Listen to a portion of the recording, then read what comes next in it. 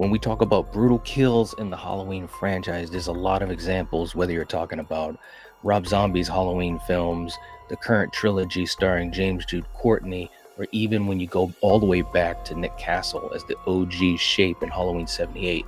But I think that this one is not only one of, but probably the most brutal kill by Michael Myers in the franchise. Let's talk about it.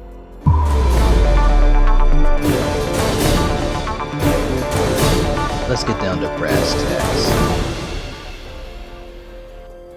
Guys, we're going to be going in deep talking about some of the best and the worst kills in the Halloween franchise. And today we're going to be talking about what I think is the most brutal kill in the franchise. Now, you guys let me know in the comment section down below what's the most brutal kill to you in the franchise, and also let me know what you think about the example that I'm going to give to you guys. This is a kill that, to me, to this day, when I watch it, it just feels like, wow, it's going in deep, no pun intended. And I'm going to also give you guys the reasons why I think it's the most brutal kill. And it's not just because of the kill, but also kind of the underlying themes of the situation. But before I do that, don't forget to hit the like button. Helps to support the channel. I'd appreciate it. If you're not a part of the Night Watch Zone, this is the time to do it. So subscribe and become part of this fantastic movie community. Now, for me, the most brutal kill in the franchise comes from a movie that does not get enough love whatsoever. And that includes me. And I'm talking about Halloween, The Curse of Michael Myers. Now, as we all know, two versions of this film. We've got the theatrical cut and we've got the becoming more popular producer's cut. Now, both of these versions of the film, in my opinion, have some interesting things that they do, and I think both versions of this film have some missteps of sorts. Now, I usually watch the producer's cut more often than not. Maybe it's because it's the cut that I've seen the most, maybe it's because it's the newer cut. Either way, both versions have some great stuff, but I'm going to be talking about what happened in the theatrical cut, because there's something that happened in this film that really stuck hard to me, man. And the film itself has a lot of different controversy around it, also giving its flowers to Donald Pleasence, because this is the last time we saw Donald portray Dr. Loomis in a Halloween film. So it definitely resonates with me because of that. But let's get to the kill, guys. Let's get to the kill. The most brutal kill has to be Jamie's kill. This is so brutal, guys. The movie opens up with Michael's niece giving birth to a baby. And you know, I've talked about this in so many videos as far as settings and the backdrops of some of these moments in the Halloween franchise. And by the way, if you are a Halloween fan, check out my Halloween playlist. And I've got tons of content that covers so much in the franchise, including my evolution of Halloween and also the Sins edition of Halloween, The Curse of Michael Myers. But in the beginning, we see that they take the baby, and it's one of those things where you're trying to kind of catch up what's going on, because if you've been following what they call the Thorn trilogy, you are so invested in Jamie as a character. I mean, Jamie Lloyd at that point in the franchise was a very big character. I mean, almost at the level of a Laurie Strode to a lot of us, especially if you seen Halloween 4, The Return of Michael Myers. If that was your first introduction to the franchise, you were really invested in this character, this niece of Michael Myers. But Michael is obviously after the baby. And again, you see right in the beginning in that long hallway, I mean, it's the longest hallway of all time. This cult facility is absolutely crazy, you know, but you can see that this nurse is trying to save this baby and trying to get away from Michael. Jamie gets the baby. She's on the run. The nurse gets killed as they give a little shout out to the Bob kill. And to me, at this point, you can kind of see Michael's not playing around. He's pretty serious. Again, played by the late, great George Wilbur. But it's an interesting thing because he's chasing Jamie. She has a baby, and you're wondering what's the end game to all of this. Now, before you had seen the film, you didn't know about all the different angles of the Cult of Thorn and so forth. But she gets to the bus station. She's hiding out. Michael Michael's riding dirty again. Okay. Michael is riding dirty again. You gotta love Michael Myers in these movies. He's always driving around. He's the best.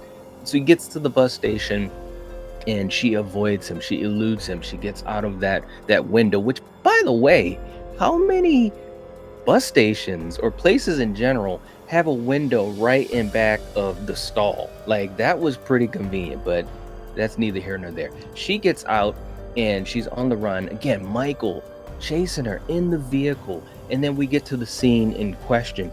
Like, it's absolutely crazy. She loses control of her vehicle, ends up at that farm. She gets into that barn area. And to me, this is the moment where I'm thinking that she's gonna get away. When I first saw this film when I was a kid, I was thinking, man, she's got to get away. This is Jamie Lloyd. She's very important to the Halloween franchise, right? She's got to find a way to get out of this. Now, even though it wasn't played by Danielle Harris, which I do think was a mistake. We all know about the story surrounding that, and a little bit of the controversy and the whole thing with the pay dispute and age and all that type of stuff. I do think that it was a mistake not to have Danielle Harris portraying Jamie Lloyd. Now, let me just be open about this. That's no disrespect to JC Brandy. I mean, she played the character fine for what it was. Obviously, Jamie Lloyd was not going to be an integral character in this film, which I also kind of had issue with as well. I think they could have easily, crafted this story so that it focused on Jamie.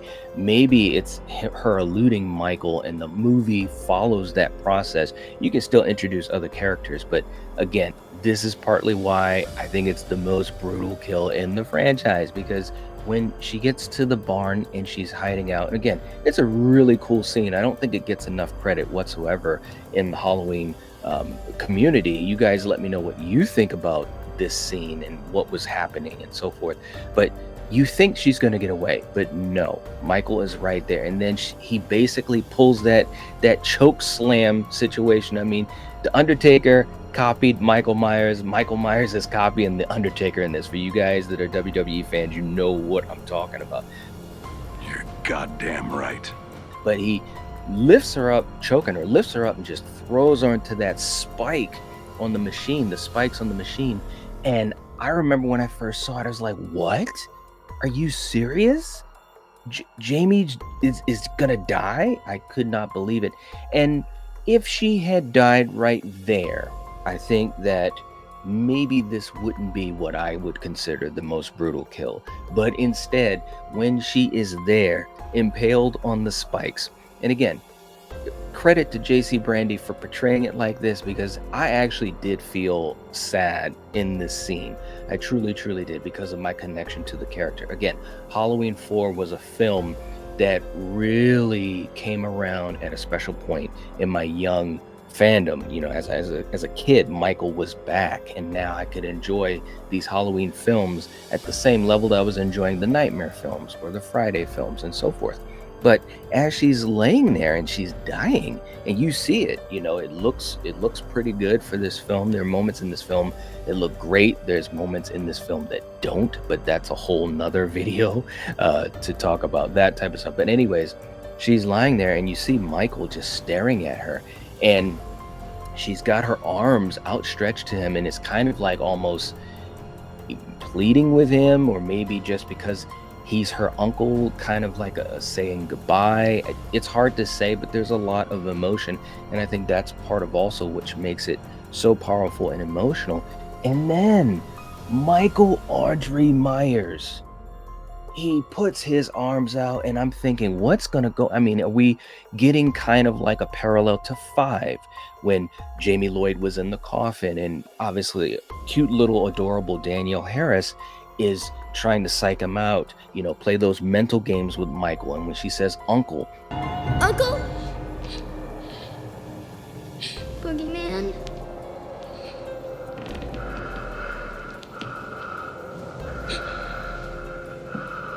and you see that tear coming down Michael's face. Again, another story for another time. Not one of my favorite scenes, but again, Danielle Harris as this character, I'm so invested. So I'm wondering, were they going to play this in the same exact way?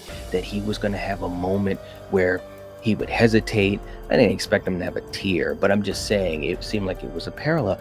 And as he comes closer to her with the arms, I'm thinking, wow, what's going to happen? And then boom, he pushes her through the spikes. I mean, bro, she had spikes coming out of her up into the ceiling. It was wow. It was absolutely wow. And I was like, damn. I mean, it's like, damn, Unc, you got some serious issues with your niece. What is going on? And even worse than that, I mean, Jamie's literally dying. And then Michael just gives her that look, walks to the side of her, and turns the machine on so it's drilling through her even more, like she's in total agony. And you can hear JC Brandy, as she's portraying the character, scream. I mean, she's wailing in pain as she's dying. It is so friggin' brutal. Damn, Unc, you were mad. I mean, it was just so brutal, and it seemed like it was operating on multiple levels. Okay, in the story, they were done with Jamie Lloyd. They totally just took her character and threw her to the side. I'm talking about throwing her out to the garbage like they did Sally Hardesty in the TCM movie from Netflix. But it also felt like it was almost like a middle finger in a way, you know?